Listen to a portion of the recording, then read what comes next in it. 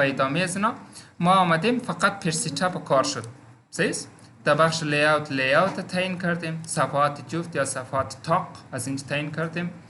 در پیپر دیزاین پیپر از اینجاست و در مارجین خود مارجین کلا دیزاینش لندسکیپ پورتریت چی قسم باشه و از طرف بالا باتوم اینا همه‌اش را از اینجا تعیین کردیم. صحیح؟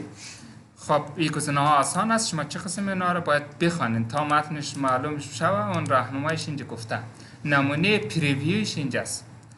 خب اپلای تو فقط در تمام دکمنت اپلای شوه می چنجز امی تغییرات یا فقط در یک صفحه این مهمه.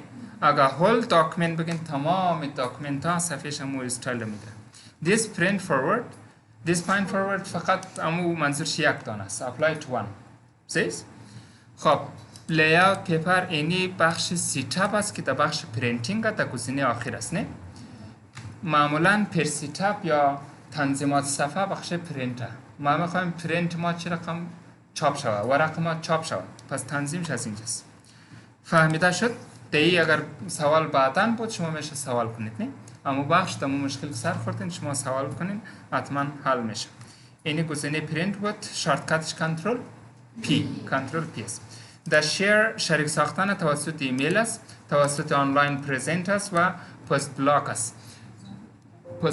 اینی گزینه ها بدون اینترنت اکثرا کار نمیکنه. اگه ایمیل بگین ساده اما چی است؟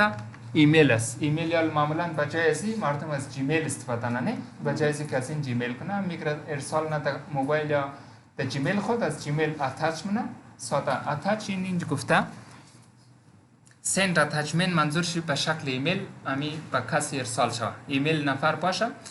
سعی کنید اینی گزینه را اگر ما کلیک کنیم، اکثر گزینه ها را اگر کلیک کنیم در اینجا کار نه از خاطر که اون اوتلوک کار داره، اوتلوک اکاونت کار داره که ما باید نکست بگیم چون یس میگیم. سعی کنید اینجا از ما ایمیل میخواه چون اوتلوک ما اکاونت نداریم از او خاطر اینجا گزینه پیش رفته نمیتونه. باید جیمیل یا اوتلوک باشد، خوب دقیق راجستر شده باشه. از بعد میتونیم ما یک نفر مشخص اونجا کامپیوتر اوتلوکش فعال است. میگم این میره ایمیل کده او اینترنت باید داشته شه یا به اینترنت ارسال میشه؟ نه خیر، اوتلوک بدون اینترنت کار نمونه، یعنی مثل جیمیل. شما دیدین جیمیلش هم کار نه؟ پس جیمیل به اینترنت کار نه، پس اینجا اوتلوک هم به اینترنت کانکت نمیشه. در ایمیل کردن یک ایمیلی که از تمام معنا هم شارپ باشه هم محتوای خوب باشه.